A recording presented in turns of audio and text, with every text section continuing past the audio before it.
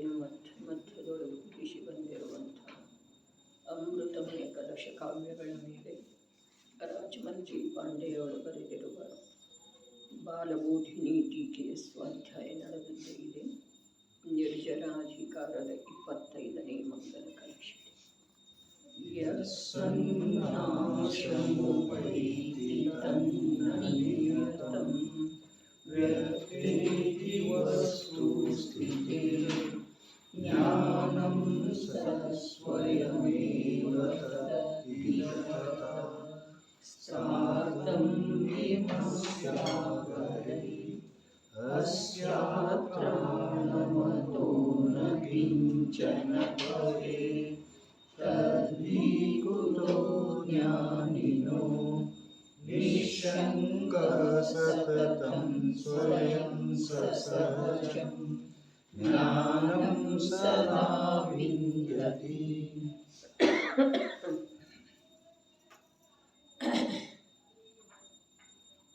ಯಾವುದು ಸತ್ತಾ ಸ್ವರೂಪ ವಸ್ತುವಿದೆ ಅದಂತೂ ಎಂದೂ ವಿನಾಶಕ್ಕೆ ಪ್ರಾಪ್ತವಾಗುವುದಿಲ್ಲ.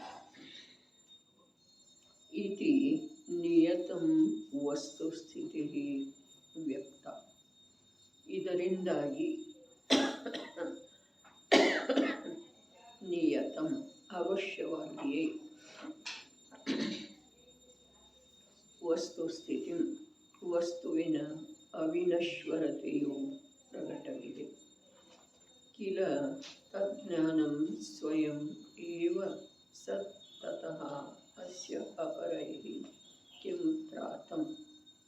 ಕಿಲ ನಿಶ್ಚಯದಿಂದ ತಜ್ಞಾನಂ ಹೀಗೆ ಇರುವಂಥ ಜೀವದ ಶುದ್ಧ ಸ್ವರೂಪವು ಅದು ಸ್ವಯಂ ಏವ ಸತ್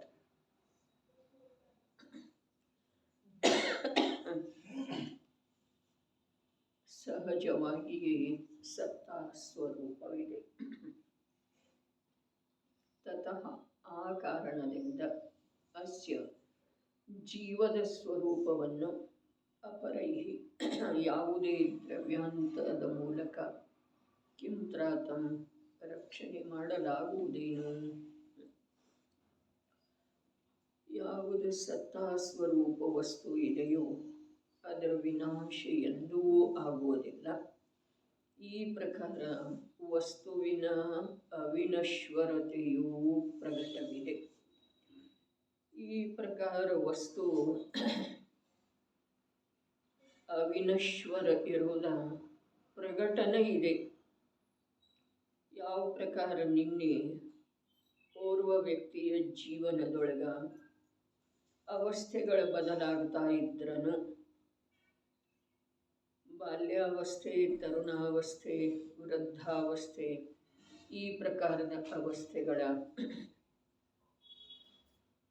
ದರಿದ್ರಾವಸ್ಥೆ, ಧನಿಕ ಅವಸ್ಥೆ ಈ ಪ್ರಕಾರದ ಅವಸ್ಥೆಗಳ ನಿರೋಗರೂಪದ ಅವಸ್ಥೆ, ರೋಗರೂಪದ ಅವಸ್ಥೆ ಈ ಪ್ರಕಾರದ ಅವಸ್ಥೆಗಳ ಬದಲಾದರನೂ ಕೂಡ ವ್ಯಕ್ತಿ ರೂಪದಿಂದ ಇರ್ತಾನೆ. ಇದು ಒಂದು ಮಾತಾಯ್ತದೆ.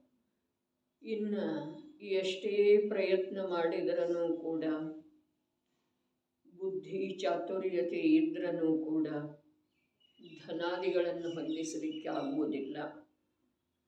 ಎಷ್ಟೇ ಕಾಳಜಿ ವಹಿಸಿದರೂ ಕೂಡ ನಿರೋಗತೆಯನ್ನು ಕಾಯ್ದುಕೊಳ್ಳಲಿಕ್ಕೆ ಆಗುವುದಿಲ್ಲ. ಇದರ ಕಾರಣ ಏನ ಅಂತಂದ್ರೆ ಅವನೇ ಪೂರ್ವಭವದಲ್ಲಿ ಮಾಡಿದ ಕರ್ಮ ಅನ್ನೋದು ಕೂಡ ಲೋಕದೊಳಗೆ ಪ್ರಕಟಿದೆ.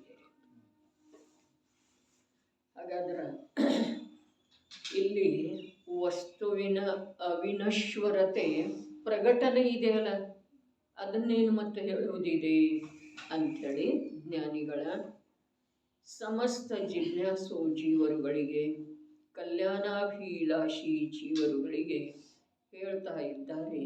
ಆ ಪ್ರಕಾರದಿಂದ ನಾವು ವಸ್ತುವಿನ ಅವಲೋಕನ ಮಾಡುವುದು ಅವಶ್ಯಕ ಇದೆ. ಇನ್ನು ಯಾವುದ ವಸ್ತು ಸ್ವಯಂ ಅವಿನಶ್ವರ ಇದೆ, ಅವಿನಶ್ವರತೆಯನ್ನು ಅದು ದರ್ಶಿಸ್ತಾ ಇದೆ. ಅವಿನಶ್ವರ ಇದೆ ಅನ್ನೋದ ಲೋಕದ ಜನರುಗಳಿಂದ ಕೇಳಿ ಬರ್ತಾ ಇದೆ. ಅವಿನಶ್ವರ ಇದೆ ಅನ್ನೋದ ಪ್ರಗಟ ರೂಪದಿಂದ ನೋಡಿದರೆ ಕಂಡು ಬರ್ತಿದೆ. ಹೀಗಿರುವ ವೇಳೆದೊಳಗೆ ಅದರ ರಕ್ಷಣೆ ಮಾಡುವ ಸಲುವಾಗಿ ಯಾರು ಬೇಕು? ಶಾಸ್ತ್ರ ಸಿದ್ಧಾಂತದ ಮಾತಿಲ್ಲ.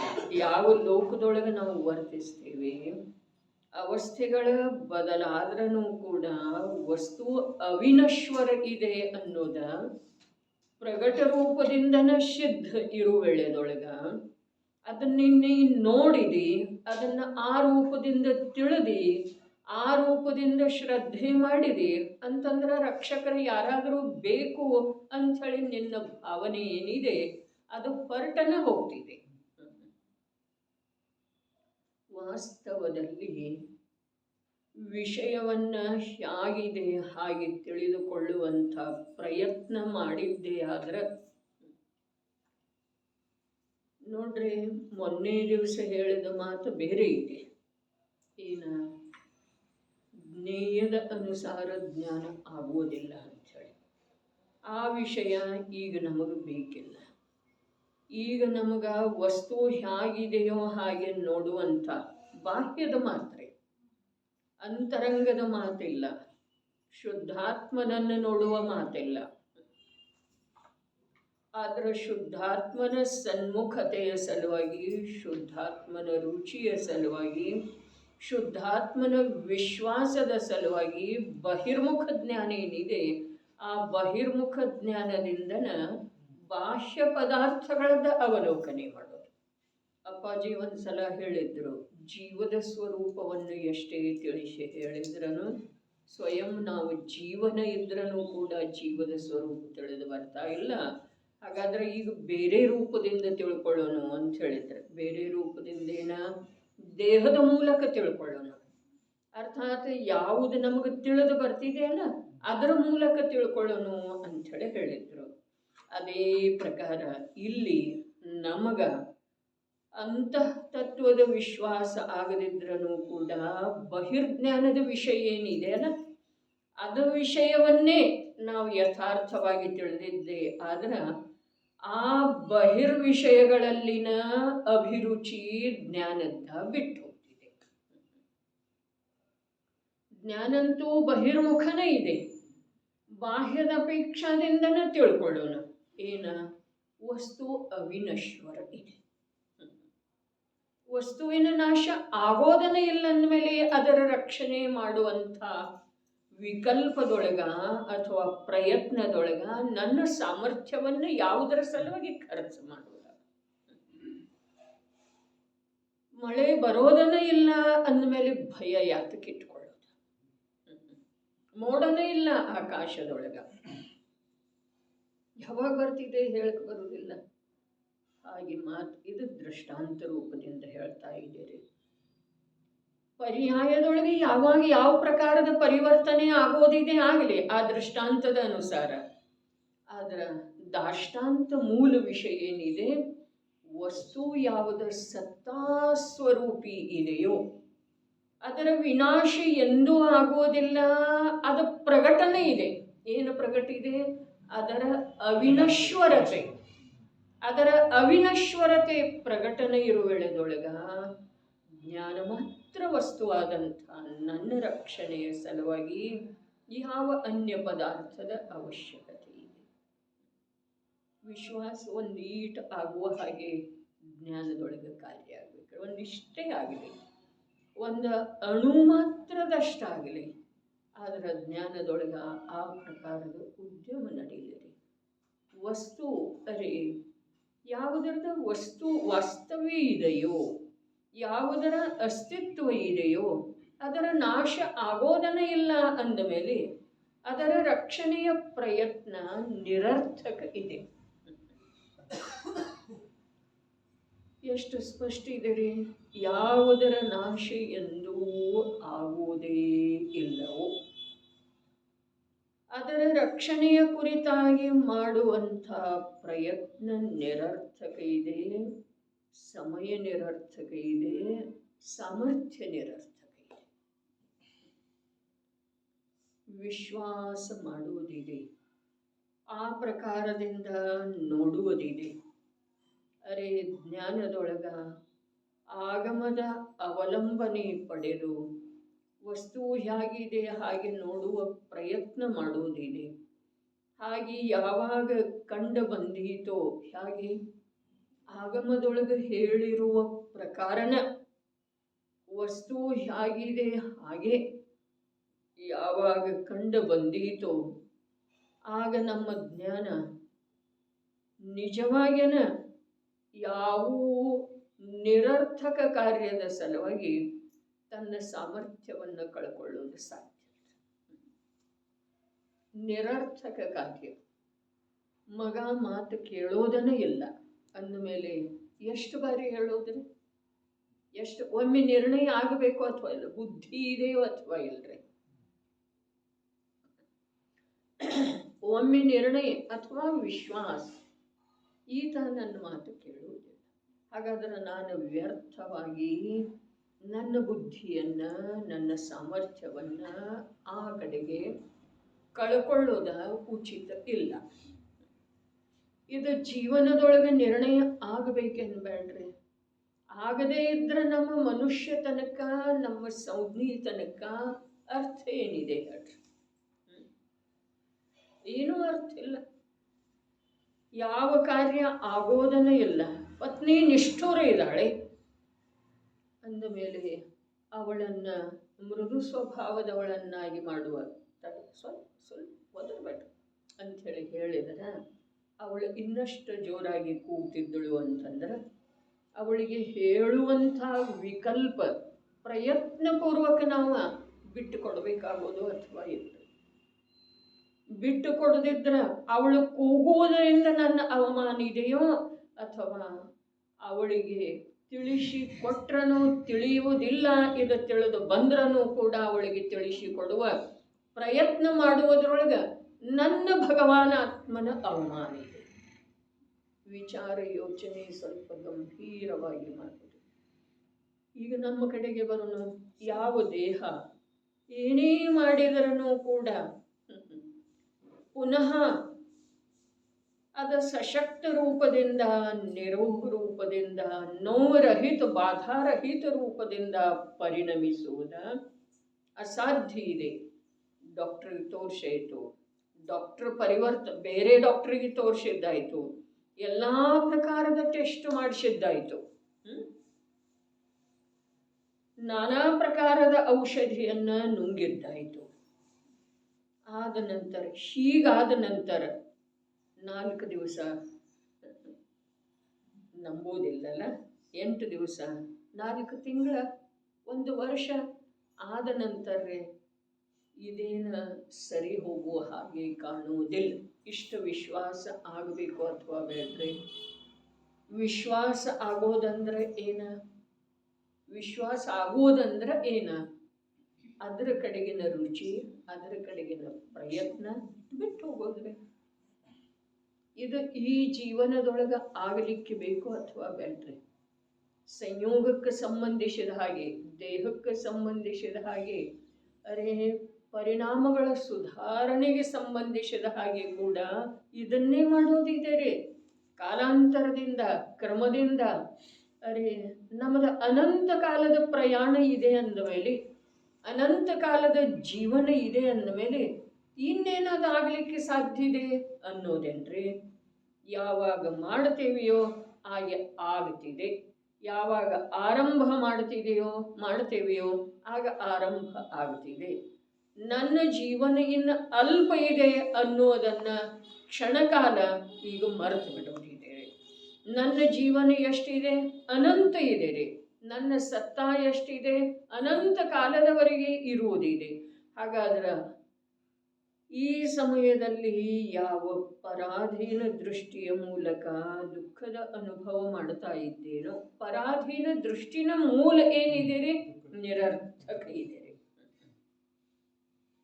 ಪರದ ಕಡೆಗೆ ಯಾವ ಕಾರಣದಿಂದ ನೋಡೋದ್ರಿ?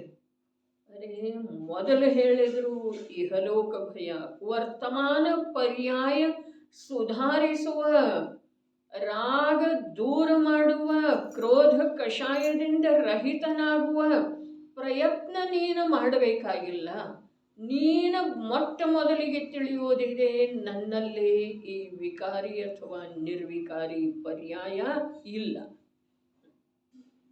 ಬಹಳ ವಿಷಯದ ಪ್ರಾರಂಭದೊಳಗನ ಇಷ್ಟು ಭದ್ರ ಮಾಡಿದ್ದಾರೆ. ಏನ ಬದಲಾಗುವಂಥ, ಕ್ಷಣಿಕ ಇರುವಂಥ, ಸಮಯವರ್ತಿ ಇರುವಂಥ ವಿಕಾರಿ ಅಥವಾ ನಿರ್ವಿಕಾರಿ ಪರ್ಯಾಯ ನನ್ನ ಚೈತನ್ಯ ಲೋಕದೊಳಗೆ ಇಲ್ಲ. ಹಾಗಾದ್ರೆ ವಿಕಾರಿ ಪರ್ಯಾಯವನ್ನ ಪರಿವರ್ತನೆ ಮಾಡುವ ಅಥವಾ ನಿರ್ವಿಕಾರಿ ಪರ್ಯಾಯದ ಅಪೇಕ್ಷೆ ಮಾಡುವ ಯಾವ ಕಾರ್ಯ ಇದೆಯೋ ಆ ಕಾರ್ಯದೊಳಗ ನನ್ನ ಸಾಮರ್ಥ್ಯ ಏನಿದೆ ಅದ ಕಳೆದು ಹೋಗ್ತಿದೆ. ಇದು ಮೊದಲನೇ ಕಲಶದೊಳಗೆ ನನಗೆ ಸಾತಾದ ಕಾರಣದಿಂದ, ಕರ್ಮದ ಉದಯದ ಕಾರಣದಿಂದ ಯಾವ ಸುಖರೂಪ ದುಃಖರೂಪ ಅನುಭವ ಆಗ್ತಿದೆಯೋ ಅದು ನನ್ನ ಜ್ಞಾನ ಸ್ವಭಾವದೊಳಗೆ. ಒಂದಿಷ್ಟು ವಿಷಯದ ಆಕಲನ ಆಗಬೇಕು, ಗ್ರಹಣ ಆಗಬೇಕು. ಈಗ ಹೇಳ್ತಾ ಇದ್ದಾರೆ, ಯಾವ ವಸ್ತು ಯಾವುದ ಸತ್ತಾಸ್ವರೂಪ ವಸ್ತು ಇದೆಯೋ ಅದರ ವಿನಾಶ ಎಂದೂ ಆಗುವುದಿಲ್ಲ. ಈ ಪ್ರಕಾರ ವಸ್ತುವಿನ ಅವಿನಶ್ವರತೆ ಪ್ರಕಟ ಇದೆ. ವಸ್ತುವಿನ ಅವಿನಶ್ವರತೆ ಪ್ರಕಟನೆ ಇರುವ ವೇಳೆಯೊಳಗ ಅದನ್ನು ನೋಡಿದರೆ ನನಗೆ ಕ್ಷಣ ಮಾತ್ರದಲ್ಲಿ ಸುಖ ಆಗೋದಿದೆ. ಏನ ವಸ್ತುವಿನ ಅವಿನಶ್ವರತೆಯನ್ನ ನಾನು ನೋಡಿದ್ದೇ ಆದ್ರೆ, ನಾನು ತಿಳಿದಿದ್ದೇ ಆದ್ರೆ, ನಾನು ಶ್ರದ್ಧೆ ಮಾಡಿದ್ದೇ ಆದ್ರೆ ನನ್ನ ಸಾಮರ್ಥ್ಯ ನನ್ನ ಸಲುವಾಗಿ ಉಪಯೋಗ ಆಗಲಿಕ್ಕೆ ಶುರು ಆಗ್ತಿದೆ. ಜ್ಞಾನದೊಳಗೆ ಉಳಿತಿದೆ. ಆತ್ಮನ ಸ್ವಭಾವ ಯಾವುದ ಜ್ಞಾನ ಇದೆಯೋ ಆ ಜ್ಞಾನದ ಮೂಲಕ ಸಮಗ್ರ ಆತ್ಮನ ಅಸಂಖ್ಯ ಪ್ರದೇಶದೊಳಗ ಜ್ಞಾನದ ಪ್ರಸಾರ ಆಗ್ತಿದೆ. ಏನು ಹೇಳಿತು? ಜ್ಞಾನದೊಳಗೆ ಉಳಿತಿದೆ. ಏನ ವಸ್ತು ಅವಿನಶ್ವರನ ಇದೆ, ಇದು ಪ್ರಗಟ ಇದೆ. ಆ ಪ್ರಗಟ ವಸ್ತುವಿನ ಅವಿನಶ್ವರತೆಯನ್ನ ನೋಡಿದ್ದೇ ಆದ್ರೆ, ಅದ ಅವಿನಾಶಿ ಇದೆ ಅಂಥೇಳಿ ಜ್ಞಾನ, ಸಹಜ ಜ್ಞಾನ ತಿಳಿದಿದ್ದೇ ಆದ್ರೆ, ವಸ್ತು ಅವಿನಾಶಿ, ಪ್ರತಿಯೊಂದು ವಸ್ತು ಅವಿನಾಶಿ ಇದೆ ಅನ್ನುವುದರ ಶ್ರದ್ಧೆ ಮಾಡಿದ್ದೇ ಆದ್ರೆ ಜ್ಞಾನದೊಳಗೆ ಉಳಿತಿದೆ. ಆತ್ಮನ ಯಾವ ಸ್ವಭಾವಭೂತ ಜ್ಞಾನ ಇದೆಯೋ ಆ ಜ್ಞಾನದ ವಿಸ್ತಾರ ಆತ್ಮನ ಅಸಂಖ್ಯ ಪ್ರದೇಶದೊಳಗ ಆಗ್ತಿದೆ. ಎಲ್ಲಿ ಆತ್ಮನ ಪ್ರದೇಶದೊಳಗ ಜ್ಞಾನದ ವಿಸ್ತಾರ ಆಗ್ತಿದೆಯೋ ಆ ಆತ್ಮನ ಪ್ರದೇಶಗಳಲ್ಲಿ ಶಾಂತಿಯ ಸಂವೇದನ. ಹೊರಗೆ ಏನೂ ಮಾಡುವ ಅವಶ್ಯಕತೆ ಇಲ್ಲ. ಮಾಡೋದಂತೂ ಜ್ಞಾನದ ಸ್ವಭಾವನ ಅಲ್ಲ. ಯಾವುದು ಹೇಗಿದೆ ವಸ್ತು ಹೇಗಿದೆ? ಸತ್ತಾಸ್ವರೂಪದ ವಸ್ತು ಅವಿನಾಶಿ ಇದೆ. ಅವಿನಾಶಿ ಇದೆ, ಅದ ಪ್ರಕಟಣೆ ಇದೆ. ಅದನ್ನು ತಿಳ್ಕೊಳ್ಳುವ ಸಲುವಾಗಿ ಕೂಡ ನೀನು ಯಾವ ಶ್ರಮ ವಹಿಸುವ ಅವಶ್ಯಕತೆ ಇದೆ. ಬರೇ ನೋಡೋದು, ಒಂದ್ಸಲ ನೋಡಿದರೆ ಸಾಕು, ನಿನಗೆ ತಿಳಿದು ಬರ್ತಿದೆ ಏನ ವಸ್ತುವಿನ ಅವಿನಶ್ವರತೆ. ಇದು ತಿಳಿದು ಬಂತು ಅಂತಂದ್ರೆ, ತಿಳಿದು ಬಂತು ಯಾವಾಗ ಅನ್ನೋದ ಜ್ಞಾನ ಅದರ ರಕ್ಷಣೆಯ ಸಲುವಾಗಿ ಪ್ರಯತ್ನವನ್ನ ಬಿಟ್ಟು ಯಾವಾಗ ಕೊಡ್ತಿದೆಯೋ ಆವಾಗ ತಿಳಿದು ಬಂತು. ಯಾವುದರ ರಕ್ಷಣೆ? ದೇಹದ ರಕ್ಷಣೆ, ಧನದ ರಕ್ಷಣೆ, ಮಾನ ಸನ್ಮಾನದ ರಕ್ಷಣೆ. ಅವಮಾನ ಆಗಬಾರ್ದು. ದೇಹದ ಸ್ಥಿತಿ ಅಂದ ಕೆಟ್ಟ ಹೋಗಬಾರ್ದು. ಧನ ಯಾವಾಗಲೂ ಪರ್ಯಾಪ್ತ ಮಾತ್ರ ಅದರೊಳಗೆ ಇರಬೇಕು. ಈ ಪ್ರಕಾರದ ಯಾವ ಅಭಿಪ್ರಾಯ ಇದೆಯಲ್ಲ, ಈ ಅಭಿಪ್ರಾಯದ ಸಲುವಾಗಿ ಜ್ಞಾನದ ಸಾಮರ್ಥ್ಯ, ವರ್ತಮಾನ ಜ್ಞಾನದ ಸಾಮರ್ಥ್ಯ, ಅರೆ ಕೇವಲ ಜ್ಞಾನದೊಳಗೆ ಇರುವಂತಹ ಸಾಮರ್ಥ್ಯ, ಪ್ರಕಟ ಆಗುವಂತಹ ಯೋಗ್ಯತೆಯುಳ್ಳ ಸಾಮರ್ಥ್ಯ ಈ ಅಭಿಪ್ರಾಯದ ಮೂಲಕ ನಷ್ಟ ಆಗಿ ಹೋಗ್ತಾ ಇದೆ. ಯಾವುದ ಅವಿನಾಶಿ ಇದೆಯೋ ಅದರ ರಕ್ಷಣೆ ಏನು ಮಾಡೋದಿದೆ? ನಾನು ಅವಿನಾಶಿ, ದೇಹದೊಳಗಿರುವಂಥ ಪರಮಾಣುಗಳ ಅವಿನಾಶಿ, ಧನದೊಳಗಿರುವಂಥ ಪರಮಾಣು ಅವಿನಾಶಿ. ಅರೆ ಹೀಗಿರುವ ವೇಳೆದೊಳಗ ಈ ಜ್ಞಾನ ಯಾವುದರ ರಕ್ಷಣೆ ಮಾಡಬೇಕಾಗಿದೆ?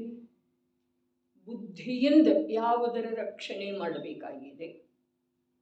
ತನ್ನ ಆತ್ಮಂದೋ, ದೇಹದ್ದೋ, ಧನದ್ದೋ, ಮರ್ಯಾದೆದ್ದೋ? ದೇಹ, ಧನ, ಮರ್ಯಾದೆಗಳಂತೂ ಪರವಸ್ತು ಆದವರು, ಬಿಟ್ಟು ಇನ್ನೇನ ಆತ್ಮ ಸ್ವಯಂ ಸುರಕ್ಷಿತ ಇರ್ತಾನೆ. ಹಾಗಾದ್ರೆ ಆತ್ಮನ ಸಲುವಾಗಿನೂ ಏನು ಮಾಡೋದಿಲ್ಲ, ಪರದ ಸಲುವಾಗಿನೂ ಏನು ಮಾಡೋದಿಲ್ಲ. ಸತ್ಯವನ್ನು ತಿಳಿದಿದ್ದೇ ಆದ್ರ ಜೀವನಿಗೆ ಆ ಸತ್ಯದ ತಿಳುವಳಿಕೆಯ ಜೊತೆಗೆ ಅವಿನಾಭಾವಿಯಾಗಿ ಸುಖ ಶಾಂತಿ ಪ್ರಾಪ್ತ ಆಗ್ತದೆ. ತರ್ಕದಿಂದ ತಿಳ್ಕೊಳ್ಳೋದು, ನ್ಯಾಯದಿಂದ ತಿಳ್ಕೊಳ್ಳೋದು, ವೈಜ್ಞಾನಿಕವಾಗಿ ತಿಳ್ಕೊಳ್ಳೋದು, ಆಗಮದ ಆಧಾರದಿಂದ ಅಥವಾ ಸರ್ವಜ್ಞತೆಯ ಆಧಾರದಿಂದ ತಿಳ್ಕೊಳ್ಳೋದು. ಆಗಮದೊಳಗೆ ಯಾರು ಹೇಳಿದ್ದು ಇದೆ? ಸರ್ವಜ್ಞ ಪ್ರಭು ಹೇಳಿದ್ದಿದೆ. ನಡೆ ಯಾವುದು ಸತ್ತಾಸ್ವರೂಪ ವಸ್ತು ಇದೆ ಅದಂತೂ ಎಂದೂ ವಿನಾಶಕ್ಕೆ ಪ್ರಾಪ್ತವಾಗುವುದಿಲ್ಲ. ಇದರಿಂದಾಗಿ ಅವಶ್ಯವಾಗಿಯೇ ವಸ್ತುವಿನ ಅವಿನಶ್ವರತೆಯೂ ಪ್ರಕಟವಿದೆ. ಇದರಿಂದಾಗಿ ಅಂತಂದ್ರೆ ಅದು ನಾಶ ಆಗೋದನೇ ಇಲ್ಲ. ಆ ಕಾರಣದಿಂದ ವಸ್ತು ಸ್ವಯಂ ಏನಾಯಿತು? ಅವಿನಶ್ವರತೆಗೆ ಪ್ರಾಪ್ತ ಇದೆ ಅನ್ನೋದು ಪ್ರಕಟ ಆಯಿತು, ಬುದ್ಧಿಗೆ ತಿಳಿದು ಬಂತ,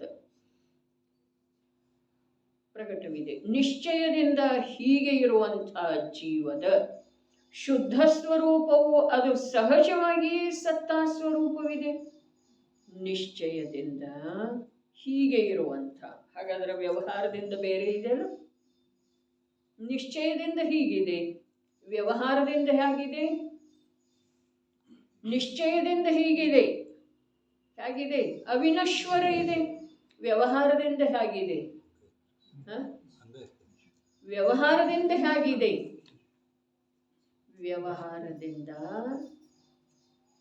ವ್ಯವಹಾರದಿಂದ ಹೇಗಿದೆ? ನಶ್ವರ ಇರುವೆಳದೊಳಗೆ ಕೂಡ ಅವಿನಶ್ವರ ಇದೆ. ಹಾಗೆ ಇದೆ. ಹೇಗಿದೆ? ಆ ನಶ್ವರತೆ ಕೂಡ ಅವಿನಶ್ವರತೆ ಸಿದ್ಧಿ ಮಾಡ್ತಾ ಇದೆ. ವ್ಯವಹಾರ ಯಾವುದಕ್ಕಂತಾರೋ? ಯಾವುದ ನಿಶ್ಚಯದ ಉಪಲಬ್ಧಿ ಮಾಡಿಸ್ತಿದೆಯೋ, ಯಾವುದ ನಿಶ್ಚಯದ ರಕ್ಷಣೆ ಮಾಡ್ತಿದೆಯೋ, ಯಾವುದ ನಿಶ್ಚಯವನ್ನು ಪ್ರಕಟಪಡಿಸಿ ತಾನು ಮರೆಯಾಗಿ ಹೋಗ್ತಿದೆಯೋ, ಹೋಗ್ತಿದೆಯೇನಿಲ್ರಿ? ಭತ್ತದ ಸಾರ್ಥಕತೆ ಅದ ತೌಡಿದೆಯಲ್ಲ, ಅದರ ಸಾರ್ಥಕತೆ ಏನಿದೆ?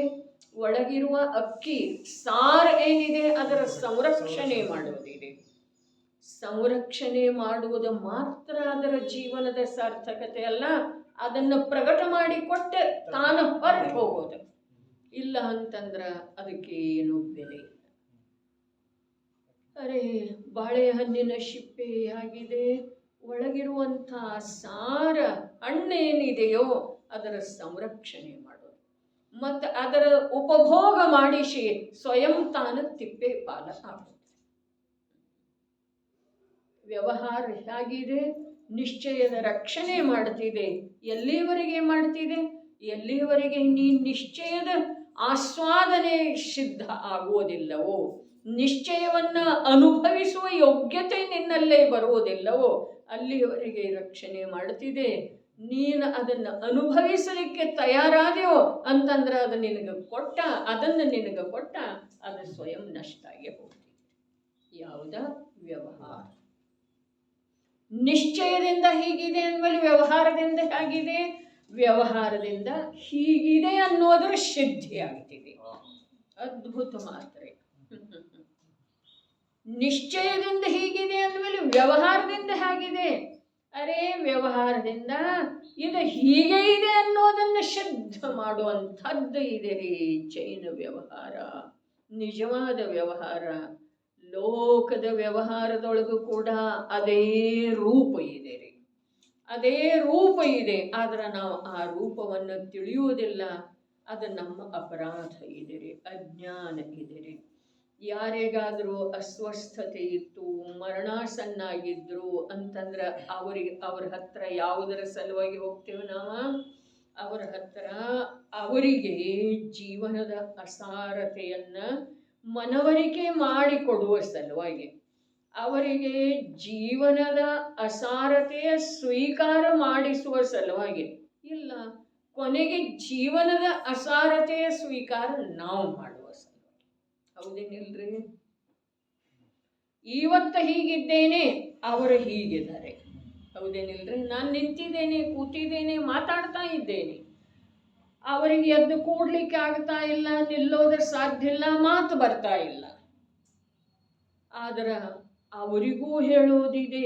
ಒಂದು ವೇಳೆ ಕೇಳುವ ಸ್ಥಿತಿಯಲ್ಲಿದ್ರ, ಕಣ್ಣು ಬಿಟ್ಟು ನೋಡಿದ್ರ, ಏನಾದರೂ ಅಪೇಕ್ಷೆ ಕಣ್ಣಿನ ದೃಷ್ಟಿಯ ಮೂಲಕ ವ್ಯಕ್ತಪಡಿಸಿದರೆ ಅವರಿಗೆ ಹೇಳೋದಿದೆ. ಏನು ಹೇಳೋದಿದೆ? ಸರ್ವಜ್ಞ ಪ್ರಣೀತ ಜೀವ ತತ್ವ ನೀವಿದ್ದೀರಿ. ಇದು ಯಾವುದು ಬಿಟ್ಟು ಹೋಗ್ತಾ ಇದೆಯೋ ಅದು ಬಂದದ್ದು ಇತ್ತು, ಯಾವುದು ಬಂದದ್ದು ಇದೆಯೋ ಅದು ಬಿಟ್ಟು ಹೋಗೋದನ್ನೇ ಇದೆ. ನೀವು ನಿಮ್ಮ ಚೈತನ್ಯ ಸ್ವರೂಪದ ಶ್ರದ್ಧೆ ಮಾಡ್ರಿ, ವಿಚಾರ ಮಾಡ್ರಿ, ಅದರ ಮಹಿಮೆಯನ್ನು ತಿಳ್ಕೊಳ್ರಿ. ಈ ಪ್ರಕಾರದ ಒಂದೆರಡು ಮಾತು ಹೇಳೋದಿದೆ. ಇಲ್ಲ, ಅವ್ರ ಕಣ್ಣು ಬಿಟ್ಟು ನೋಡ್ಲೂ ಇಲ್ಲ, ನಮ್ಮ ಕಡೆಯಿಂದ ಅವ್ರಿಗೆ ಯಾವ ಅಪೇಕ್ಷೆನೂ ಇಲ್ಲ ಅಂತಂದ್ರೆ ನಾವು ಆ ದೃಶ್ಯವನ್ನು ನೋಡಿ ಹೀಗಿರುವಂಥ ನಾನು ಹಾಗಾಗೋದು ಇದೆ. ಇಷ್ಟು ತಿಳ್ಕೊಳ್ಳೋದಿದೆ ರೀ. ಇದು ವ್ಯವಹಾರ ಇದೆ. ಈ ಪ್ರಕಾರದ ತಿಳುವಳಿಕೆ ಒಂದು ಕ್ಷಣಿಕರೇ ವಿರಕ್ತಿಯ ಭಾವ, ಸಂಸಾರದ ಅಸಾರತೆ ನಮ್ಮ ಜ್ಞಾನಕ್ಕೆ ಸ್ವೀಕೃತ ಆಗಲಿಲ್ಲ ಅಂತಂದ್ರೆ ಆ ವ್ಯವಹಾರಕ್ಕೆ ಏನೂ ಅರ್ಥ ಇಲ್ಲ. ಅದು ಮಾಯಾಚಾರದಿಂದ ಕೂಡಿದ್ದು ಇದೆ, ಅದು ಅನಂತ ಸಂಸಾರದ ಕಾರಣ. ವ್ಯವಹಾರದೊಳಗೆ ನಿಶ್ಚಯ ಅಡಗಿದ್ದು ಇದೆ, ವ್ಯವಹಾರ ನಿಶ್ಚಯದ ಸಲುವಾಗಿಯೇ ಇದೆ. ಆದರೆ ವ್ಯವಹಾರವನ್ನೇ ನಾವು ಪರಿಪಾಲನೆ ಮಾಡುವುದರೊಳಗೆ ತೊಡಗಿದೆವು ಅಂತಂದ್ರೆ ಆ ವ್ಯವಹಾರ ನಮಗೇನಾಗ್ತಿದೆ ರೀ? ಕೊರಳಿಗೆ ಉರ್ಲಾಗ್ತಿದೆ ರೀ, ಪಾಶ ಆಗ್ತಿದೆ.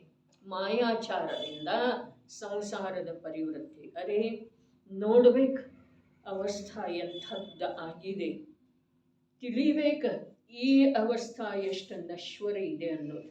ಇದು ಭಾವ ಮೊದಲ ಬೇಕ್ರೆ. ಯಾರನ್ನ ಅಸ್ವಸ್ಥ ವೃದ್ಧ ರೋಗಿಗಳನ್ನು ನೋಡಲಿಕ್ಕೆ ಹೋಗ್ತೇವಲ್ಲ, ಆವಾಗ ಭಾವ ಮೊದಲ ಬೇಕು, ನೋಡ್ಬೇಕು. ಈ ಇಂದು ಹೀಗೆ ಕಾಣುವಂಥ ದಶ ಹಾಗೆ ಆಗಬಹುದಾಗಿದೆ. ಆಗಮದ ಮೂಲಕಂತೂ ನೋಡಿದೇವ್ರಿ ಬಹಳಷ್ಟ. ಹೌದೇನಲ್ರಿ? ಯಾವುದು ನೋಡೋದು ಸಾಧ್ಯ ಇಲ್ಲ ಅದನ್ನು ಕೂಡ ನೋಡಿದೇವ್ರಿ. ನರಕಾದಿಗಳ ಸ್ವರೂಪವನ್ನ ಆಗಮದ ಮೂಲಕ ನೋಡಿದೇವ್ರಲ್ಲ. ಆದರೆ ಈಗ ಕಣ್ಣಾರೆ ನೋಡೋದು. ಇಂದು ಹೀಗೆ ಸಶಕ್ತ ಇರುವಂಥ ಅಭಿಮಾನ ಪಾಪಗಳ ಸಲುವಾಗಿ ವಿನಿಯೋಗ ಆಗ್ತಾ ಇರುವಂಥ ಈ ಅವಸ್ಥೆ ಯಾವ ಯಾವ ರೂಪದಿಂದ ಪರಿವರ್ತನ ಆಗಬಹುದಾಗಿದೆ ಅನ್ನುವಂಥ ಭಾವದಿಂದ ಅಂಥ ಸಾಧರ್ಮಿ ಇರಲಿ ಅಥವಾ ರಕ್ತ ಸಂಬಂಧಿ ಇರಲಿ ಅವರನ್ನು ನೋಡಕ್ಕೆ ಹೋಗುವ ವ್ಯವಹಾರ ಇದೆ. ನೋಡಕ್ಕೆ ಹೋಗೋದಂತಾರಲ್ಲ, ಏನು ಮತ್ತೇನಂತಾರೆ? ನೋಡಕ್ಕೆ ಹೋಗೋದು ಅಂದ್ರೆ ಏನು? ನೋಡಕ್ಕೆ ಹೋಗೋದು ಅರ್ಥಾತ್ ಅವಸ್ಥೆಯೊಳಗೆ ಯಾವ್ಯಾವ ಪ್ರಕಾರದ ಬದಲಾವಣೆ ಆಗ್ತದೆ. ಯಾವ ಅವಸ್ಥೆಯೊಳಗ ಸಮಸ್ತ ಸಂಸಾರಿ ಜೀವರುಗಳು ಮೂರ್ಛಿತ ಆಗಿ ಹೋಗಿದವೆಯೋ ಆ ಅವಸ್ಥೆಗಳಲ್ಲಿ ಎಂಥ ಬದಲಾವಣೆ ಆಗ್ತದೆ. ಆ ಬದಲಾವಣೆ ಆದ ನಂತರ ಸ್ವಯಂ ಆ ಬದಲಾವಣೆ ಆಗಿರುವಂಥ ಜೀವ ಯಾವ್ಯಾವ ಪ್ರಕಾರದ ವೇದನೆ ಮಾಡ್ತಾನೆ, ಅನುಭವ ಮಾಡ್ತಾನೆ, ಯಾವ್ಯಾವ ಪ್ರಕಾರ ಮತ್ತು ವಿಕೃತ ಭಾವ ಮಾಡ್ತಾನೆ, ವಿಲಾಪ ಮಾಡ್ತಾನೆ, ದೋಷಾರೋಪಣೆ ಮಾಡ್ತಾನೆ. ಆಸ್ಪತ್ರೆಗೆ ತಗೊಂಡು ಹೋಗ್ತಾ ಇಲ್ಲ. ಅರೆ, ಆಸ್ಪತ್ರೆಗೆ ತಗೊಂಡು ಹೋಗುವ ಅವಶ್ಯಕತೆ ಏನಿದೆ? ಏನಿದೆ ಅವಶ್ಯಕತೆ? ಇಲ್ಲಿ ನಮ್ಮದು ಚರ್ಚೆ. ಅವಶ್ಯಕತೆ ಏನಿದೆ? ಆಸ್ಪತ್ರೆಯೊಳಗೇನು ಭಗವಂತದಂದ್ರೆ, ಅರೆ ಭಗವಂತ ಕೂಡ ಏನು ಮಾಡೋದು ಸಾಧ್ಯ ಇಲ್ಲ ಅಂದಮೇಲೆ ಆ ಆಸ್ಪತ್ರೆಯಲ್ಲಿರುವಂಥ ಯಾವನೋ ಪಾಪಿ ದುರಭಿಲಾಷಿ ಜೀವ ಏನು ಮಾಡವ? ಯೋಚನೆ ಮಾಡೋದು, ಬುದ್ಧಿ ಇರುವೆಳೆದೊಳಗೆ ಯೋಚನೆ ಮಾಡೋದು. ಪ್ರಸಂಗ ಬಂದ ನಂತರ ಯೋಚನೆ ಮಾಡೋದ ಆಗಲಿಕ್ಕಿಲ್ಲ. ಹಿಂದನೂ ಹೇಳಿದ್ದಿದೆ, ಪ್ರಸಂಗ ಬಂದ ಮೇಲೆ ಯೋಚನೆ ಮಾಡೋದು ಆಗಲಿಕ್ಕಿಲ್ಲ. ಎಷ್ಟು ಜೀವರುಗಳ ಜೀವನವನ್ನು ನೋಡಿದೆವು, ಎಷ್ಟು ಆಗಮಗಳ ಅಧ್ಯಯನ ಮಾಡಿದೆವು. ಈಗಿಷ್ಟು ಆದ ನಂತರ ಕೂಡ ವಿಚಾರ ಮಾಡಲಿಲ್ಲ, ಯೋಚನೆ ಮಾಡಲಿಲ್ಲ ಅಂತಂದ್ರೆ ನಮ್ಮ ಕೈಯೊಳಗ ಈ ಅವಸರ ಹೀಗೆ ಉಳಿಯೋದಿಲ್ಲ. ಯೋಚನೆ ಮಾಡೋದು ಬರೇ ಇಲ್ಲಿ ಈ 25ನೇ ಕಲಶದ ಮೂಲಕ 157ನೇ ಸಮಯಸಾರದ ಕಲಶದ ಮೂಲಕ ಹೇಳ್ತಾ ಇರುವ ಮಾತೇನಿದೆ, ಯಾವುದು ಸತ್ತಾಸ್ವರೂಪ ವಸ್ತು ಇದೆಯೋ ಅದ ವಿನಾಶರಹಿತ ಇದೆ. ಈ ಪ್ರಕಾರ ಅವಿನಶ್ವರ ವಸ್ತುವಿನ ಸ್ವರೂಪ ಪ್ರಕಟ ಇರುವೆಳೆದೊಳಗ ಏನು ಹೇಳಿದ್ರು, ನಿಶ್ಚಯದಿಂದ ಹೀಗೆ ಇರುವಂಥ ಜೀವದ ಶುದ್ಧ ಸ್ವರೂಪವು, ನಿಶ್ಚಯದಿಂದ ಹೀಗೆ ಇರುವಂಥ ಜೀವದ ಶುದ್ಧ ಸ್ವರೂಪವು ಅದು ಸಹಜವಾಗಿ ಸತ್ತಾ ಸ್ವರೂಪವಿದೆ. ನಮಗೆ ಶುದ್ಧತೆಯ ಅನುಭವ ಮಾಡಬೇಕಾದ್ರೆ, ಶುದ್ಧತೆಯ ಶ್ರದ್ಧೆ ಮಾಡಬೇಕಾದ್ರೆ, ಶುದ್ಧತೆಯ ಜ್ಞಾನ ಮಾಡಿಕೊಳ್ಬೇಕಾದ್ರೆ ಮಧ್ಯದೊಳಗೆ ಯಾವುದು ಬಾಧ ಇದೆ ರೀ? ಯಾವುದೇ ಇದೆ? ಯಾವುದೂ ಇಲ್ಲ ನೋಡ್ರಿ. ಯಾವುದ ಅಶುದ್ಧತೆಯಿಂದ ಪರವಸ್ತುವಿಂದ ಜ್ಞಾನ ಮಾಡಿಕೊಳ್ತಾ ಇದೆ, ಶ್ರದ್ಧೆ ಮಾಡ್ತಾ ಇದೆ, ಅನುಭವ ಮಾಡ್ತಾ ಇದೆ, ಆ ಜ್ಞಾನವೇ, ಆ ವೃತ್ತಿಯೇ, ಆ ಶ್ರದ್ಧೆಯ ಪರಿಣಮನವೇ ಮಧ್ಯದೊಳಗೆ ಯಾವೂ ಅಂತರ ಇಲ್ಲದನ ಅದನ್ನು ಬಿಟ್ಟಿತು ಅಂತಂದ್ರೆ ಇದರದ ಅನುಭವ ಆಗ್ತಿದೆ. ಮಧ್ಯದೊಳಗೆ ಒಂದು ಸಮಯ ಕೂಡ ನಿರರ್ಥಕ ಹೋಗೋದಿಲ್ಲ. ಅರ್ಥಾತ್ ಒಂದು ಸಮಯದಷ್ಟು ಕೂಡ ಅಂತರ ಇದರಲ್ಲೇ ಕ್ಷೇತ್ರದಂತೂ ಅಂತರ ಇಲ್ಲವೇ ಇಲ್ಲ. ಎಲ್ಲಿ ಶುದ್ಧತೆ ಇದೆ ಅಲ್ಲೇ ಅಶುದ್ಧತೆ ತಲೆದೋರ್ತಾ ಇದೆ. ಎಲ್ಲೇ ಜ್ಞಾನ ಇದೆ ಅಲ್ಲೇ ಅಜ್ಞಾನದ ಅನುಭವ ಆಗ್ತಾ ಇದೆ. ಕ್ಷೇತ್ರದಂತೂ ವ್ಯತ್ಯಾಸ ಇಲ್ಲವೇ ಇಲ್ಲ. ಅದರ ಸಮಯದ್ದು ಕೂಡ ವ್ಯತ್ಯಾಸ ಇಲ್ಲ. ಯಾವ ಅಶುದ್ಧತೆಯ, ಯಾವ ಪರದ್ರವ್ಯದ ಶ್ರದ್ಧೆ ಮಾಡ್ತಾ ಇದೆಯೋ, ಯಾವ ಅಶುದ್ಧತೆಯ, ಯಾವ ಪರದ್ರವ್ಯದ ಜ್ಞಾನ ಆಗ್ತಾ ಇದೆಯೋ ಅದನ್ನ ಆ ಶ್ರದ್ಧೆ ಜ್ಞಾನ ಜೊತೆಗೆ ಅನುಭೂತಿ ಅದೇನು ಆಗ್ತಾ ಇದೆ ಅದು ಬಿಟ್ಟ ಇದರದ ಅನುಭವ ಶ್ರದ್ಧೆ ಜ್ಞಾನ ಆಗಬೇಕಾದ್ರೆ ಮಧ್ಯದೊಳಗೆ ಒಂದು ಸಮಯದ್ದು ಕೂಡ ಅಂತರ ಇರ್ತದೆ. ಈ ಪ್ರಕಾರ ಸ್ವಾಧೀನ. ಹಾಗಾದರೆ ಯಾಕಾಗ್ತಾ ಇಲ್ಲ? ಯಾಕನ್ನೋ ಪ್ರಶ್ನೆನೇ ಇಲ್ಲ. ನೀನು ಮಾಡ್ಕೊಳ್ತಾ ಇಲ್ಲ, ನಿನಗೆ ಬೇಕಾಗಿಲ್ಲ. ನಿನಗೆ ಎಲ್ಲಿಯವರೆಗೆ ಬೇಕಾಗುವುದಿಲ್ಲವೋ ಅಲ್ಲಿಯವರೆಗೆ ನೀನು ಮಾಡಿಕೊಳ್ಳುವುದಿಲ್ಲ. ಎಲ್ಲಿಯವರೆಗೆ ನೀನು ಮಾಡಿಕೊಳ್ಳುವುದಿಲ್ಲವೋ ಅಲ್ಲಿಯವರೆಗೆ ಆಗುವುದಿಲ್ಲ. ಇಷ್ಟೇ ಮಾತಿದೆ. ಎಲ್ಲಿಯವರೆಗೆ ನಿನಗೆ ಬೇಕಾಗುವುದಿಲ್ಲವೋ ಅಲ್ಲಿಯವರೆಗೆ ನೀನು ಮಾಡಿಕೊಳ್ಳೋ ಸಾಧ್ಯ ಇಲ್ಲ. ನೀನು ಎಲ್ಲಿಯವರೆಗೆ ಮಾಡಿಕೊಳ್ಳುವುದಿಲ್ಲವೋ ಅಲ್ಲಿಯವರೆಗೆ ಆಗೋ ಸಾಧ್ಯ ಇಲ್ಲ. ತಾನಾಗೇ ಆಗುವುದಿಲ್ಲ. ಮತ್ತು ತಾನಾಗೇನ ಆಗ್ತಿದೆ ಅಂಥೇಳಿ ಹೇಳ್ತಾರಲ್ಲ, ಹೌದು, ತಾನಾಗೇನ ಆಗ್ತಿದೆ ಅಂಥೇಳಿ ಹೇಳುವುದರ ತಾತ್ಪರ್ಯ ಅಲ್ಲಿ ಕರ್ಮದ ಕಾರಣದಿಂದ ಆಗುವುದಿಲ್ಲ, ಉಪದೇಶದ ಕಾರಣದಿಂದ ಆಗುವುದಿಲ್ಲ, ಯಾವೂ ಪರದ ಕಾರಣದಿಂದ, ಪುಣ್ಯದ ಉದಯದಿಂದ ಆಗುವುದಿಲ್ಲ ಅಂಥೇಳಿ ಪರದ ಕಾರಣದಿಂದ ಆಗುವುದಿಲ್ಲ ಅಂಥೇಳಿ ಹೇಳಿದರು.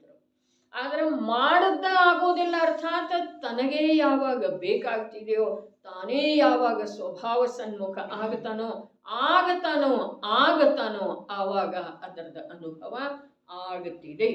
ತಾನ ಆಗದ ವಿನಃ, ಸ್ವರೂಪದ ಶ್ರದ್ಧೆ ಮಾಡದ ವಿನಃ, ಸ್ವರೂಪದ ಜ್ಞಾನ ಮಾಡಿಕೊಳ್ಳದ ವಿನಃ ಸ್ವರೂಪದ ಶ್ರದ್ಧೆ ಆಗುವುದಿಲ್ಲ, ಸ್ವರೂಪದ ಜ್ಞಾನ ಆಗುವುದಿಲ್ಲ, ಸ್ವರೂಪದ ಅನುಭವ ಆಗುವುದಿಲ್ಲ. ವಸ್ತು ಪ್ರಗಟ ಇದೆ, ಜ್ಞಾನದ ಶಕ್ತಿ ಸಂಪೂರ್ಣ ರೂಪದಿಂದ ಪ್ರಾಪ್ತ ಇದೆ. ಇನ್ನೇನಿದೆ ಮಧ್ಯದೊಳಗ? ಏನಿದೆ? ಏನೂ ಇಲ್ಲ. ಅಡಚಣೆ ಏನಿದೆ? ಯಾಕೆ ಬರುವುದಿಲ್ಲ? ಎಷ್ಟು ಬರೋವ್ರತ್ತ ಯಾಕೆ ಬರುವುದಿಲ್ಲ? ಶರೀರದೊಳಗೆ ವೇದನೆ ಇದೆ, ಹೇಳಲಿಕ್ಕೆ ಆಗ್ತಾ ಇಲ್ಲ. ಇದು ಯಾವುದೂ ಇಲ್ಲಲ್ಲ. ಯಾಕೆ ಬರುವುದಿಲ್ಲ? ಬಸ್ ಬರುವುದಿಲ್ಲ, ಬರಬೇಕನ್ನಿಸ್ತಾ ಇಲ್ಲ. ಹಾಗೆ ಸ್ವಭಾವದ ಸನ್ಮುಖ ಯಾಕೆ ದೃಷ್ಟಿಯಾಗ್ತಾ ಇಲ್ಲ? ಕರ್ಮದ ಉದಯ ಇದೆ, ಮಾತಿಲ್ಲ. ಸರ್ವಜ್ಞ ಪ್ರಭುಗಳ ಅಭಾವ ಇದೆ, ಹೀಗೆ ಮಾತಿಲ್ಲ. ಗುರುವಿನ ಉಪದೇಶ ಇಲ್ಲ ಅನ್ನೋ ಮಾತಿಲ್ಲ. ಪುಣ್ಯದ ಉದಯ ಇಲ್ಲ ಅನ್ನೋ ಮಾತನ್ನೂ ಇಲ್ಲ. ಅರೆ, ಸಂಜ್ಞೆ ಪಂಚೇಂದ್ರಿಯ ರೂಪ ಜ್ಞಾನದ ವಿಕಾಸ ಏನಿದೆಯಲ್ಲ, ಅದಕ್ಕಿಂತ ಅಧಿಕ ಪುಣ್ಯ ಈ ಜೀವದ ಕಲ್ಯಾಣದ ಸಲುವಾಗಿ ಈ ಜೀವನಿಗೆ ಇನ್ನಾವುದೂ ಇಲ್ರಿ, ಇನ್ನಾವುದೂ ಇಲ್ಲ. ಹಾಗಾದ್ರೆ ಅಂಥ ಪುಣ್ಯ ಇರುವ ವೇಳೆದೊಳಗೆ, ಅಂಥ ಕರ್ಮದ ಉಪಶಮ ಇರುವ ವೇಳೆದೊಳಗೆ ಆ ಪ್ರಕಾರ ವಸ್ತುವಿನ ಸ್ವರೂಪ ಪ್ರಗಟನ ಲೋಕದೊಳಗೆ ಅವಿನಾಶಿ ಇದೆ ಅನ್ನೋದ ತಿಳಿದು ಬಂದಿರುವ ವೇಳೆದೊಳಗೆ, ಪ್ರಗಟ ಇರುವ ವೇಳೆದೊಳಗೆ ತಿಳಿಯದೇ ಇರೋದು ಅಪರಾಧ ಇದೆ, ನೋಡದೇ ಇರೋದು ಅಪರಾಧ ಇದೆ. ಯಾವಾಗ ನೋಡ್ತಾನೋ, ಯಾಕೆ ನೋಡ್ತಾ ಇಲ್ಲ? ಅಪರಾಧ ಯಾಕೆ ಮಾಡ್ತಾ ಇದ್ದಾನೆ? ಅವನಿಗೆ ಬೇಕನ್ನಿಸ್ತಾ ಇಲ್ಲ. ಯಾವನಿಗೆ ಸಂಸಾರದ 4 ಗತಿಗಳಿಂದ ಬೇಸರ ಬಂದು ಹೋಗಿದೆಯೋ, ಈ 4 ಗತಿಗಳ ದುಃಖದಿಂದ ತತ್ತರಿಸಿ ಹೋಗಿದನೋ, ಈ 4 ಗತಿಗಳ ರೂಪದ ಪರಾಧೀನತೆಯಿಂದ ಅಸಹ್ಯ ಆಗಿ ಹೋಗಿದೆಯೋ, ಜಿಗುಪ್ಸೆ ಪಟ್ಕೊಂಡಿದನೋ, ಆ ಜೀವ ಆ ಗತಿಗಳಿಂದ ರಹಿತವಾದಂಥ ಯಾವುದ ಅಗತಿ ಸ್ವರೂಪ ಆತ್ಮ ಇದ್ದಾನೋ, ಜ್ಞಾನಸ್ವರೂಪ ಆತ್ಮ ಇದ್ದಾನೋ, ಅವಿನಶ್ವರ ಆತ್ಮ ಇದ್ದಾನೋ, ಅವನು ಶ್ರದ್ಧೆ ಮಾಡ್ತಾನೆ. ಯಾವನಿಗೆ ಹೊರಗಿಂದೆಲ್ಲ ರುಚಿ ಇದೆ, ಸಾಕಾಗಿಲ್ಲ, ಜನ್ಮ ಮರಣಗಳದ್ದು ವಿಶ್ವಾಸ ಇಲ್ಲ, ಜನ್ಮ ಮರಣಗಳ ದುಃಖದ ಕುರಿತು ರಂಚ ಮಾತ್ರ ಕೂಡ, ಅಂಶ ಮಾತ್ರ ಕೂಡ ಭಯ ಉತ್ಪನ್ನ ಆಗಿಲ್ಲ, ನರಕದ ಭೀಕರ ದುಃಖ, ತಿರ್ಯಂಚಗತಿಯ ಅನಂತ ಕಾಲದ ಅಸಹಾಯತೆಯಿಂದ ಅನುಭವಿಸುವಂಥ ದುಃಖ, ಇವುಗಳದ್ದು ಸ್ವಲ್ಪ ಕೂಡ ಅವನ ಜ್ಞಾನಕ್ಕ ಒಂದು ಸ್ವಲ್ಪ ಕೂಡ ಭಾಸ ಆಗಿಲ್ಲ. ಆ ಜೀವ ಏನು ಮಾಡೋದು ಸಾಧ್ಯ ಇದೆ? ಆ ಜೀವ ಕೇಳಿದರನೂ ಕೂಡ, ಓದಿದರನೂ ಕೂಡ, ಪ್ರಗಟ ಇದೆ ಅಂಥೇಳಿ ಹೇಳಿದರನೂ ಕೂಡ ಆ ಕಡೆ ನೋಡುವುದಿಲ್ಲ, ಅದರ ಶ್ರದ್ಧೆ ಮಾಡುವುದಿಲ್ಲ, ಅದನ್ನು ತಿಳಿಯುವುದಿಲ್ಲ. ಏನು ಹೇಳಿದರೆ ಎಷ್ಟು ಅದ್ಭುತ, ಎಷ್ಟು ಸ್ಪಷ್ಟ ನಿಶ್ಚಯದಿಂದ ಹೀಗೆ ಇರುವಂಥ ಜೀವದ ಶುದ್ಧ ಸ್ವರೂಪವು. ಅರೆ, ಯಾವುದ ಅಶುದ್ಧ ಸ್ವರೂಪ ಇದೆಯಲ್ಲ, ರಾಗರೂಪದ ಭಾವ ಇದೆಯಲ್ಲ, ಅದು ಕೂಡ ಕ್ಷಣ ಕ್ಷಣಕ್ಕೆ ಬದಲಿಯಾಗಿಯೇ ಶಾಶ್ವತ ಶುದ್ಧ ಸ್ವರೂಪದ್ದೇ ಸಿದ್ಧಿ ಮಾಡ್ತಾ ಇದೆ. ಯಾವುದ ಕ್ಷಣ ಕ್ಷಣಕ್ಕೆ ಬದಲಿಯಾಗುತ್ತಿದೆಯಲ್ಲ ವಿಕಾರಗಳ, ಆ ವಿಕಾರಗಳ ಕೂಡ ಸಿದ್ಧಿ ಯಾವುದರಿಂದ ಮಾಡ್ತಾ ಇದ್ದಾವೆ? ನಿರ್ವಿಕಾರ ಸ್ವಭಾವದ ಸಿದ್ಧಿ. ಹೋಗುವಂಥದ್ದು ಏನು ಹೇಳ್ತಾ ಇದೆ? ಇದ್ದಂಥದರ ಕಡೆಗೆ ಸಂಕೇತ ಮಾಡ್ತಾ ಇದೆ. ನಾನು ಹೊರಟೇನು ನೋಡಪ್ಪ, ಏನು ಹೇಳ್ತಾ ಇದೆ? ಇದ್ದದರ ಶಾಶ್ವತತೆ ಅದನ್ನೇ ಪ್ರಗಟ ಇದೆ ಅಂತ ಹೇಳಿದ್ರೆ, ಹೀಗೆ ನಿಶ್ಚಯದಿಂದ ಹೀಗೆ ಇರುವಂಥ ಜೀವದ ಶುದ್ಧ ಸ್ವರೂಪವು ಅದು ಸಹಜವಾಗಿಯೇ ಸತ್ತಾ ಸ್ವರೂಪವಿದೆ. ಆ ಕಾರಣದಿಂದ ಜೀವದ ಸ್ವರೂಪವನ್ನು ಯಾವುದೇ ದ್ರವ್ಯಾಂತರದ ಮೂಲಕ ರಕ್ಷಣೆ ಮಾಡಲಾಗುವುದೇನೋ? ಆ ಕಾರಣದಿಂದ, ಯಾವ ಕಾರಣದಿಂದ? ಯಾವ ಕಾರಣದಿಂದ? ನಿಶ್ಚಯದಿಂದ ಶುದ್ಧ ಸ್ವರೂಪ ಹೀಗೆ ಇದೆ. ಯಾಗ ಸಹಜವಾಗಿಯೇ ಸತ್ತಾ ಸ್ವರೂಪ ಇದೆ. ಸಹಜವಾಗಿನ ಅದಕ್ಕೆ ಮೊದಲು ಹೇಳಿದ್ರಲ್ಲ, ಸಹಜ ಶಬ್ದದ ಅರ್ಥ ಏನು ಹೇಳಿದ್ರು? ಯಾವುದೇ ಕಾರಣ ಇಲ್ಲದನ ದ್ರವ್ಯ ರೂಪ ಇದೆ. ಯಾವ ಕಾರಣ ಇಲ್ಲದನ ದ್ರವ್ಯ ರೂಪ ಇದೆ. ಇಲ್ಲೇನು ಹೇಳಿದ್ರು? ಸಹಜವಾಗಿಯೇ ಸತ್ತಾ ಸ್ವರೂಪವಿದೆ. ಸತ್ತಾ ಸ್ವರೂಪ ಇದೆ. ಹೀಗೆ ಇರುವಂಥ ಜೀವದ ಶುದ್ಧ ಸ್ವರೂಪವು ಅದು ಸಹಜವಾಗಿಯೇ ಸತ್ತಾ ಸ್ವರೂಪವಿದೆ. ಆ ಕಾರಣದಿಂದ ಜೀವದ ಸ್ವರೂಪವನ್ನು ಯಾವುದೇ ದ್ರವ್ಯಾಂತರದ ಮೂಲಕ ರಕ್ಷಣೆ ಮಾಡಲಾಗುವುದೇನು? ಜೀವದ ಸ್ವರೂಪವನ್ನು, ಯಾವ ಸ್ವರೂಪ? ಶುದ್ಧ ಸ್ವರೂಪ. ಯಾಗಿದೆ ಅದ? ಸಹಜವಾಗಿನ ಸತ್ತಾ ಸ್ವರೂಪ ಇದೆ. ಹೀಗಿರುವುಳ್ಳದೊಳಗ ಆ ಜೀವದ ಶುದ್ಧ ಸ್ವರೂಪ ರಾಗರೂಪ ಅಶುದ್ಧ ಭಾವದಿಂದ, ವಿಕಾರ ರೂಪದ ಅಶುದ್ಧ ಭಾವದಿಂದ, ರತಿ ಅರತಿ ರೂಪದ ಅಶುದ್ಧ ಭಾವದಿಂದ ಅದರದ ನಾಶ ಆಗೋ ಸಾಧ್ಯ ಇದೆಯೇನ? ನಾಶನ ಆಗುವುದಿಲ್ಲ ಅಂದಮೇಲೆ ಆ ಭಾವಗಳನ್ನು ದೂರ ಮಾಡುವ ಪ್ರಯತ್ನ ನೀನು ಯಾತಕ್ಕೆ ಮಾಡ್ತಾ ಇದ್ದಿ? ಯಾಕೆ ಅಂತಂದ್ರೆ ಅವು ನಾಶಶೀಲನ ಅದಾವ. ಅದರ ಮೂಲಕ ಇದರ ನಾಶ ಆಗುವುದಿಲ್ಲ. ಅದೇ ಬಹಳ ದೊಡ್ಡ ಸಿದ್ಧಾಂತರೆ. ಯಾವ ರಾಗ ಇದೆ, ಭಲೆ ನಾವು ಶುಭರಾಗ ತಗೊಳ್ಳೋನು, ಯಾವ ಶುಭರಾಗ ಇದೆ ಆ ಶುಭರಾಗ ಇದನ್ನು ನಾಶ ಮಾಡುವ ಸಾಧ್ಯತೆಯಲ್ಲ. ಒಂದು ಮಾತು. ಎರಡನೇದ್ದ, ಯಾವ ಶುಭರಾಗಿದೆಯಲ್ಲ ಅದ ಸ್ವಯಂ ಸಮಯವರ್ತಿ ಇದ್ದ ಕಾರಣ ಅದನ್ನು ನಾಶ ಮಾಡಿ ನಾನು ಶುದ್ಧತೆಯ ರಕ್ಷಣೆ ಮಾಡಿಕೊಳ್ತೇನೋ ಅನ್ನೋದು ಕೂಡ ನಿಮಗೆ ಅವಶ್ಯಕ. ರಕ್ಷಣೆ ಪರದ್ರವ್ಯದಿಂದ, ದ್ರವ್ಯಾಂತರದಿಂದ ಹೇಳಿದ್ರ ರಾಗ ನಾಶ ಮಾಡುವ ಸಲುವಾಗಿ ನಿರ್ಗ್ರಂಥಾವಸ್ಥೆ ಅಂಗೀಕಾರ ಮಾಡಬೇಕಾಗಿಲ್ಲ. ನಿಶ್ಚಯದ ಆಭಾಸ ಅಲ್ರಿ, ನಿಶ್ಚಯದ ಪ್ರಗಟತೆ, ನಿಶ್ಚಯದ ಸತ್ಯತೆಯನ್ನು ತಿಳ್ಕೊಳ್ಳೋದಿದೆ. ರಾಗ ನಾಶ ಮಾಡುವ ಸಲುವಾಗಿ, ಕಷಾಯ ನಾಶ ಮಾಡುವ ಸಲುವಾಗಿ, ಚಾರಿತ್ರ ಮೋಹದ ನಾಶ ಮಾಡುವ ಸಲುವಾಗಿ, ಹೋಗಲಿ ದರ್ಶನ ಮೋಹದ ನಾಶ ಮಾಡುವ ಸಲುವಾಗಿ ದ್ರವ್ಯಾಂತರವಿರುವಂಥ ಶಾಸ್ತ್ರ ನಿರ್ಗ್ರಂಥಾವಸ್ಥೆ ಯಾವುದು ಬೇಕಾಗಿದೆ? ಯಾಕೆ? ಅದಾವುದರಿಂದಲೂ ನನ್ನ ಶುದ್ಧ ಸ್ವರೂಪದ ನಾಶ ಆಗೋದನ್ನೇ ಇಲ್ಲ. ಯಾವುದರಿಂದ ನನ್ನ ಶುದ್ಧ ಸ್ವರೂಪದ ನಾಶ ಆಗುವುದೇ ಇಲ್ಲವೋ ಆ ಶುದ್ಧ ಸ್ವರೂಪದ ರಕ್ಷಣೆಯ ಸಲುವಾಗಿ ಮತ್ತು ಯಾವುದು ವಿದ್ಯಮಾನ ಇದೆ ಅದರ ನನ್ನ ನಾಶ ಮಾಡುವುದಿಲ್ಲ, ಅದನ್ನು ದೂರ ಮಾಡುವ ಸಲುವಾಗಿ ಆಗಲಿ ನನಗೆ ಇನ್ನೊಂದು ದ್ರವ್ಯದ ಅವಶ್ಯಕತೆ. ಮುನಿ ಸಂಘದೊಳಗೆ ಹೋಗೋದು, ಆಚಾರ್ಯರ ಉಪದೇಶ ಪ್ರಾಪ್ತ ಮಾಡಿಕೊಳ್ಳೋದು, ಮನೆ ಬಿಟ್ಟು ಹೋಗೋದು, ಪರಿವಾರ ಬಿಟ್ಟು ಹೋಗೋದು, ಇದರದೆಲ್ಲ ಅವಶ್ಯಕತೆ ಏನಿದೆ? ದ್ರವ್ಯಾಂತರದ ಅಂದ್ರೆ ಅದನ್ನು ಮಾಡಬಾರ್ದು ಅನ್ನೋ ಅಭಿಪ್ರಾಯ ಇಲ್ಲ. ಆದ್ರೆ ಮಾಡಬೇಕಾದದ್ದನ್ನು ಮಾಡೋದು ಬಿಟ್ಟು ಅದನ್ನ ಯಾಕೆ ಮಾಡ್ತಾ ಇದ್ದಿ? ಇದು ಜ್ಞಾನಿಗಳದ ಪ್ರಶ್ನೆ ಇದೆ. ದ್ರವ್ಯಾಂತರದ ಅವಶ್ಯಕತೆ ಇಲ್ಲ. ನನ್ನ ನಾಶ ಯಾವುದರಿಂದ ಆಗ್ತಾ ಇದೆ, ನನಗೆ ಬಾಧೆ ಕ್ಷತಿ ಯಾವುದರಿಂದ ಬರ್ತಾ ಇದೆ, ಆಗಮದಲ್ಲಿ ಯಾವುದರಿಂದ ಅಂತ ಹೇಳಿದ್ದಾರೆ? ರಾಗಾದಿ ವಿಕಾರಿ ಭಾವದಿಂದ. ಹೌದೇನಿಲ್ರಿ? ಈಗ ನಾವು ವಿಷಯಾಂತರ ಮಾಡ್ತಾ ಇಲ್ಲ, ವಿಷಯದೊಳಗೆ ಒಳಗೆ ಹೋಗ್ತಾ ಇದ್ದೇವ್ರಿ. ಏನ? ನನಗೆ ಕ್ಷತಿ, ನನ್ನ ಆನಂದದ ಅನುಭವದೊಳಗೆ ಬಾಧಾ ಯಾವುದಿದೆ? ಬಾಧಾ ಇದೆ ನನ್ನ ವಿಕಾರಿ ಭಾವ ರಾಗ.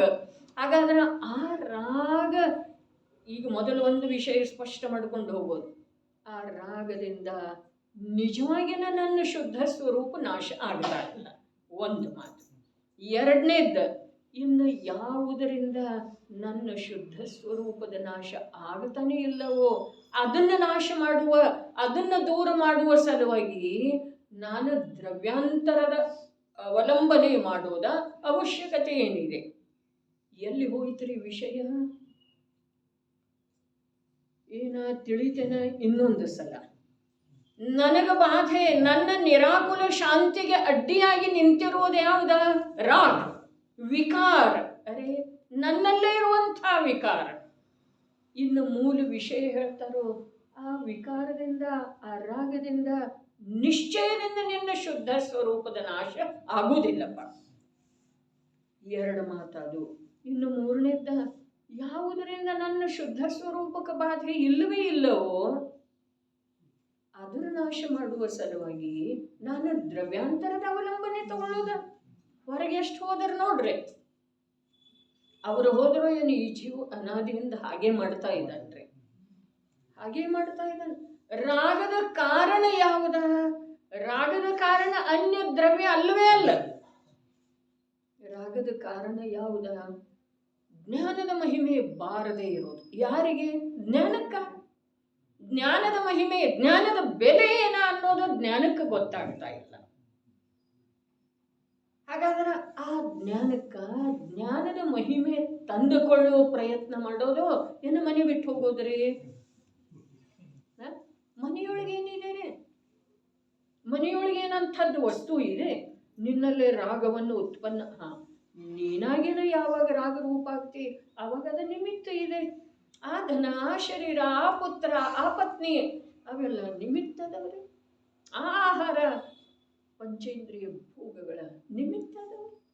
ಆದ್ರ ಮೊದಲ ನಿಮಿತ್ತೋ ಏನೋ ಮೊದಲ ನೈಮಿತ್ತಿಕ ಭಾವ ಇದನ್ನು ತಿಳ್ಕೊಳ್ಳೋದು. ಭಾವದ ಅಭಾವದೊಳಗೆ ಅದು ಯಾವುದರ ನಿಮಿತ್ತ ಆಯ್ತು? ನೈಮಿತ್ತಿಕ ಭಾವ ಇದ್ದಾಗನ ಅದು ನಿಮಿತ್ತದ ಸಿದ್ಧಿ ಆಯ್ತರಿ. ಯಾವುದಕ್ಕೆ ನಿಮಿತ್ತ ಆಯ್ತದ? ಇಲ್ಲಿ ಮೊದಲ ನೈಮಿತ್ತಿಕ ಭಾವ ಆಗಿದೆ. ಹಾಗಾದ್ರೆ ಆ ಭಾವಕ್ಕೆ ಕಾರಣದ ವಸ್ತು ಅಲ್ಲ. ಕಾರಣ ಬೇರೆ ಇದೆ, ನಿಮಿತ್ತ ಬೇರೆ ಇದೆ. ಕಾರಣ ಯಾವುದ? ಯಾವುದು ಕಾರ್ಯರೂಪ ಆಗಿದೆಯಲ್ಲ ಅದುವೇ ಕಾರಣ ಇದೆ. ಈ ಪ್ರಕಾರ ವಸ್ತುವಿನ ಸೂಕ್ಷ್ಮತೆಯನ್ನ, ಸತ್ಯತೆಯನ್ನ ವಸ್ತುವಿನ ಸೂಕ್ಷ್ಮತೆಯನ್ನ, ಸತ್ಯತೆಯನ್ನ ಯಾರು ತಿಳಿದ್ರೋ ಅವರು ಪಲಾಯನದ ವಿಚಾರನ ಬರಲಿಲ್ಲ. ಸೂಕ್ಷ್ಮ ಭಗವಂತರ ಹೇಳಿರುವ ಧರ್ಮ ಸೂಕ್ಷ್ಮ. ಎಲ್ಲಿ ಮಾಡಬೇಕಾಗಿದೆ ಅಲ್ಲಿ ಮಾಡ್ತಾ ಇಲ್ಲ. ದ್ರವ್ಯಾಂತರದ ಆಶ್ರಯ ಮಾಡ್ತಾ ಇದ್ದೆ.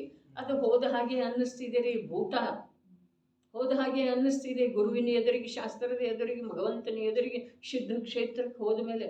ಆದರೆ ಅದು ಹೋಗಿರುವುದಿಲ್ಲ, ಒಳಗಡೆ ಬೆಳೀತಿರ್ತೈತ್ರಿ. ಯಾಕೆ ಅಂತಂದ್ರೆ ಅದು ಹೊರಟು ಹೋಗುವ ನಿಜವಾದ ಉಪಾಯ ಏನಿದೆ ಅಲ್ಲ ಅದನ್ನು ನಾವು ಮಾಡ್ತಾನೆ ಇಲ್ಲ. ಅದನ್ನು ತುಂಡರಿಸುವ ತೀಕ್ಷ್ಣ ಶಸ್ತ್ರ ಯಾವುದಿದೆಯೋ ಅದನ್ನಂತೂ ನಾವು ಸಾನಿ ಹಿಡಿಲೇ ಇಲ್ಲ. ಅದನ್ನ ಹಾಗೆ ಎಸೆದು ಬಿಟ್ಟಿದ್ದೇವೆ. ನನಗೆ ನನ್ನ ಮಹಿಮೆ ಇಲ್ಲ, ಜ್ಞಾನದ ಮಹಿಮೆ ಇಲ್ಲ. ಅರೆ, ಜ್ಞಾನದ ಬೆಲೆ ಏನ ಅನ್ನೋದು ಗೊತ್ತಿಲ್ಲ. ಜ್ಞಾನದ ಬೆಲೆ ಎಷ್ಟಿದೆ? ಗ್ರಂಥದ ಬೆಲೆ 50 ರೂಪಾಯಿ ಇದೆ. ಜ್ಞಾನದ ಬೆಲೆ ಎಷ್ಟಿದೆ? ಇದು ವಿಚಾರ ಮಾಡ್ರಿ. ಗ್ರಂಥದ ಬೆಲೆ 100 ರೂಪಾಯಿ ಇದೆ. ಜ್ಞಾನದ ಬೆಲೆ ಎಷ್ಟಿದೆ? ಎಷ್ಟಿದೆ ಸೋದಾತಾಯಿ?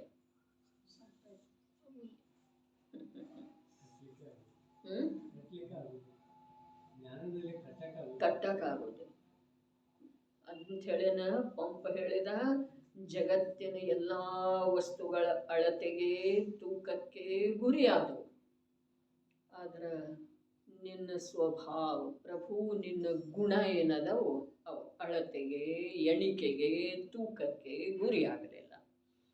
ಎಣಿಕೆ, ತೂಕ, ಅಳತೆ ಒಂದೊಂದು ಗುಣದ ಆಳ ಎಷ್ಟ. ಒಂದು ಜ್ಞಾನದಂತೂ ಅರೇ ಜ್ಞಾನದಿಂದನೇ ಎಲ್ಲ ಇದೆ ರೀ.